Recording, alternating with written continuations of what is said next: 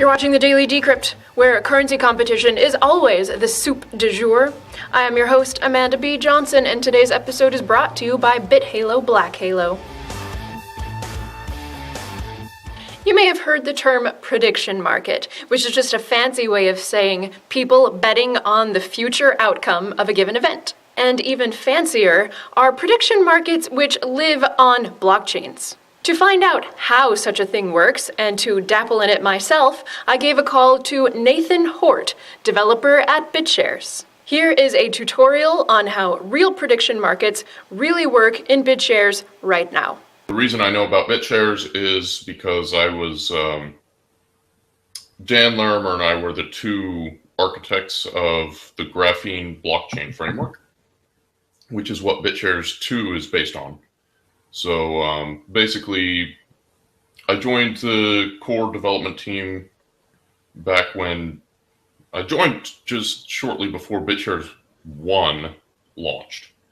And we launched Bitshares 1 and shortly thereafter decided we've learned a lot of really good stuff from this, and we really can't maintain this code base for a whole lot longer.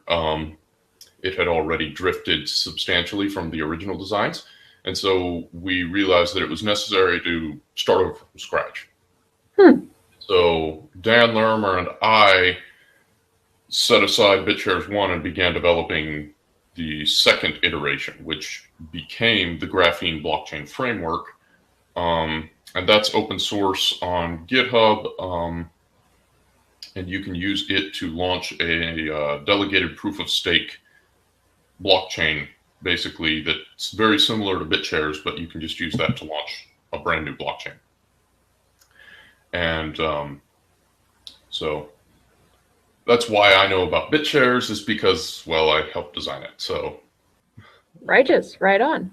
Well, if I get my light client open here, would you mind navigating me through the process of this prediction market thing? I see that there are already some markets open here in the wallet. Let me just get that going. Looks like some of them are betting on sports outcomes. Some of them are betting on political election outcomes. And so, yes, I mean, I would be interested to know basically, how do I launch my own prediction market within Bitshares? all right. So if you want to launch your own, then you're going to go to your profile, basically, your account page. Okay. And in the left sidebar is going to be an assets item. Yep, I am pulling that up.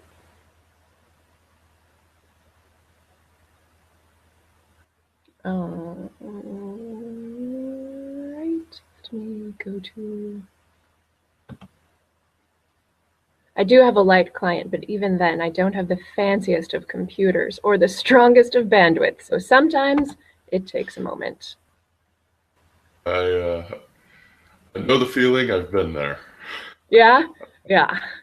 All right, so I have clicked on the Assets tab as you instruct, and okay, here I am.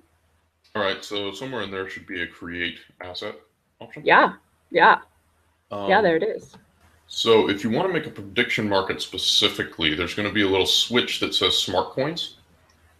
When you enable that, you get another switch that says Prediction Market.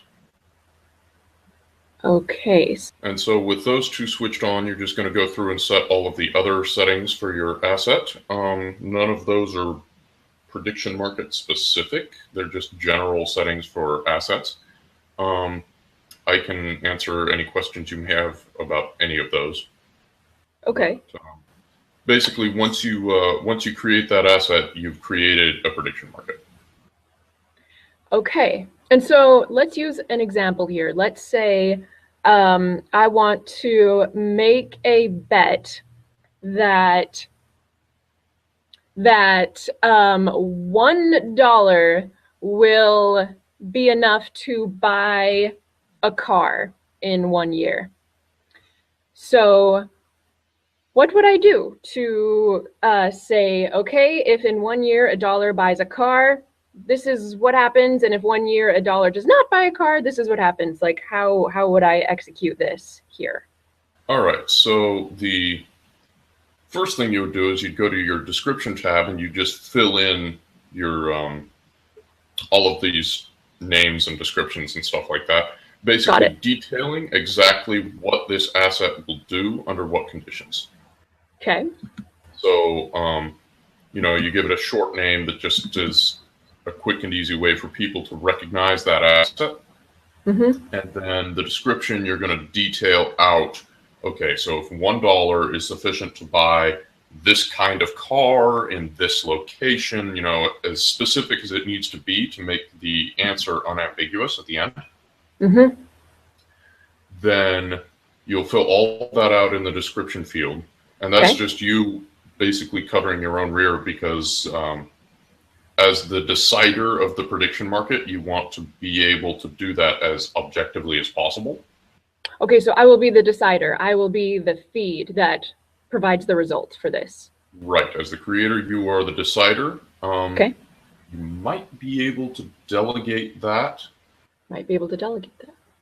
To someone else. I don't remember offhand. Okay. But I could find out for sure and let you know later.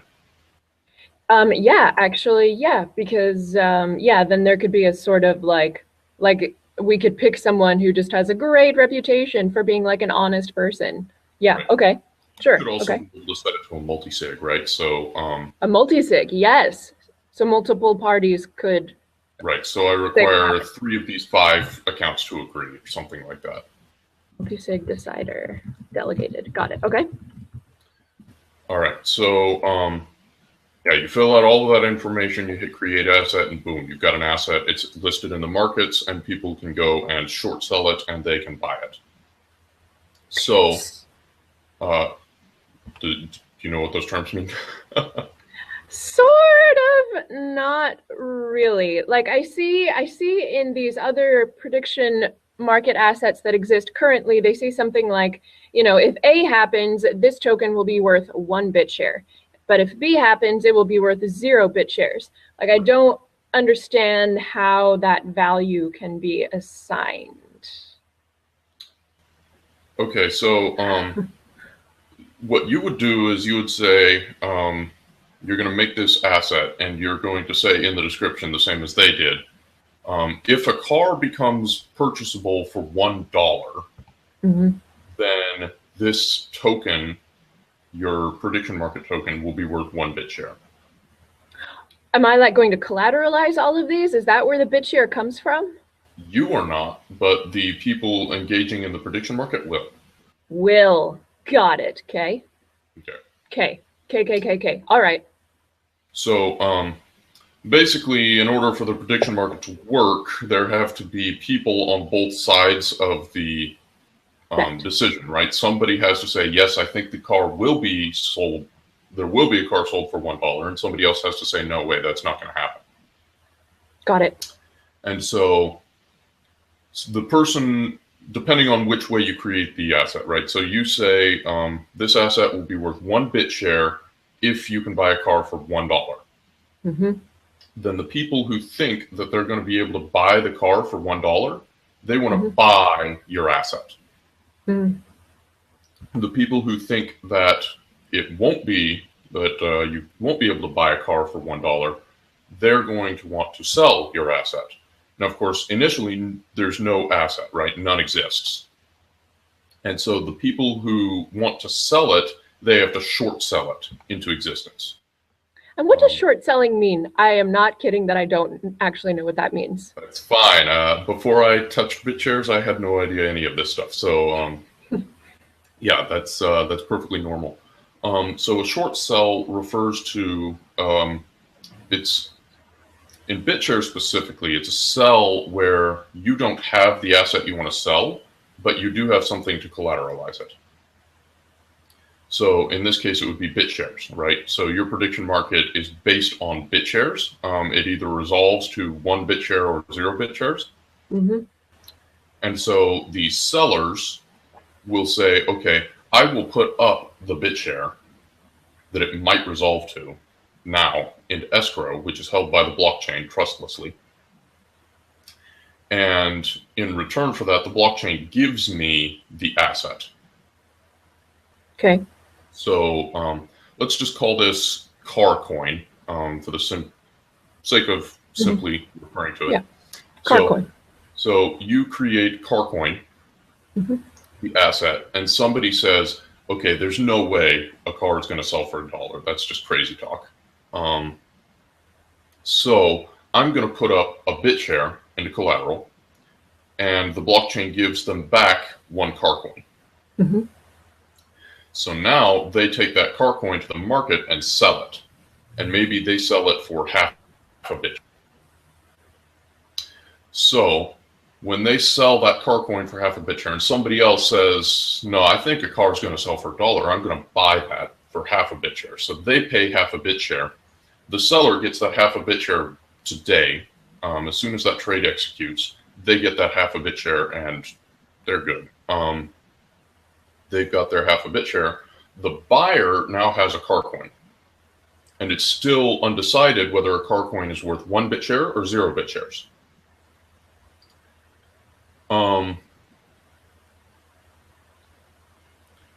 Let me think. I might have gotten the sides of the bet backwards. But anyways, somebody is happy when it goes to 1 BitShare, and somebody is sad when it goes to 1 BitShare.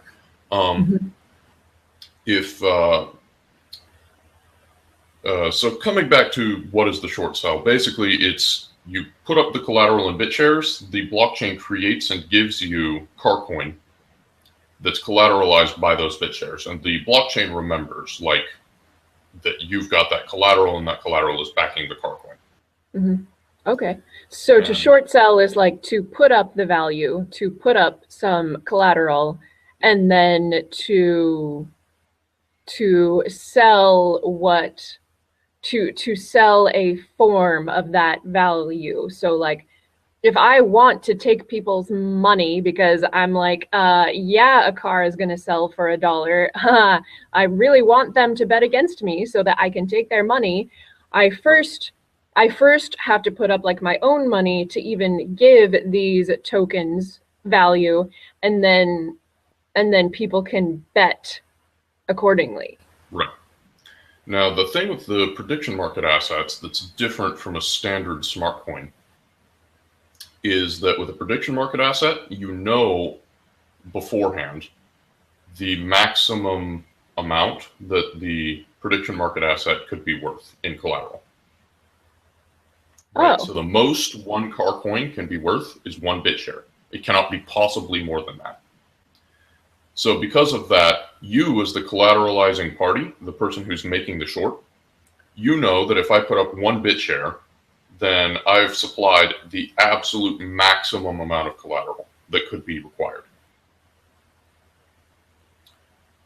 So in that case, now the blockchain has enough collateral to resolve that car coin to BitShares at the end when the decision is made.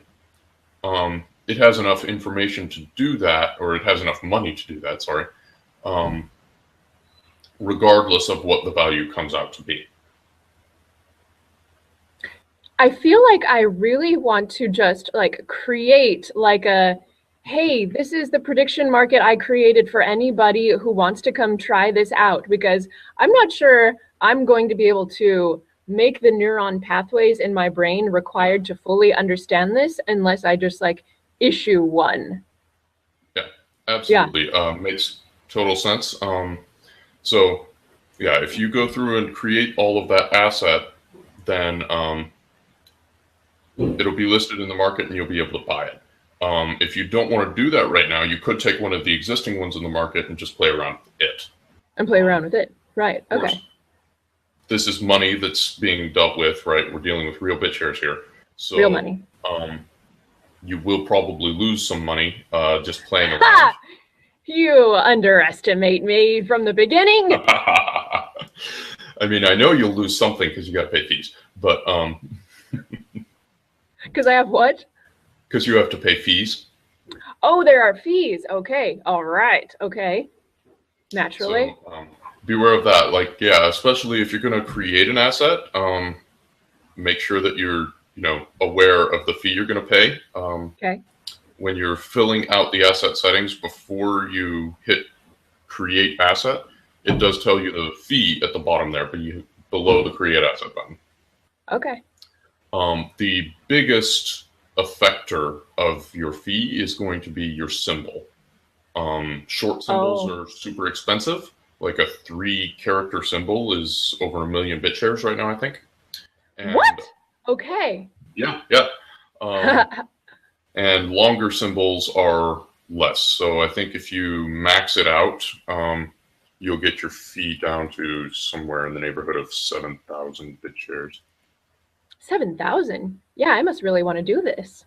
I must really have a confident prediction that I think a lot of people would not agree with. So it's not so much as the creator of the prediction market, it's not intended that you are a speculator. Ideally, if people use your asset, you're going to make money either way. Oh, and how is that? Do I get a portion of like trading fees or something? Right. Oh. So as people are using your asset and buying and selling your asset in the markets, you end up collecting some fees off of that. And the goal there is then to make it so that the creator and the decider of the prediction market has no skin in the game. If the decider has a financial motive, right, to say, well, I know technically like cars did sell for $1, but I took the side that says they won't. Yeah. We don't want to have that situation. Yeah. And of course, you can do everything you want to mitigate that, such as using a multi-sig and stuff like that. Mm-hmm. But ultimately, the asset is designed to avoid a incentive to cheat for the decider. Now, of course, the decider could always go into the markets and speculate anyways, and nobody can really know that he did it because he could just use some other account. Mm-hmm. But it's designed so that that's not necessary. So as the creator of the prediction market, you should be able to make a profit if your prediction market is popular, regardless of what anyone else does. Shoot. Okay. And do I set those fees ahead of time, like the trading fees, or are those default in the system? You will set those ahead of time. Those should be in the Smart Coin Options tab, I think. Okay. I see here a feed lifetime in minutes and the minimum number of feeds. What's the feed bit? Okay, so feeds are for normal smart coins. You don't need feeds for a prediction market. Okay. So if you go to the flags tab, you can set the market fee. And you're going to want to switch on the enable market fee, and then you can set the percent that you want to charge on each trade in the market with your asset. Okay. How much you get. Mm-hmm. And is there like a standard? Because it's asking me like the percentage that I want to put in. Right.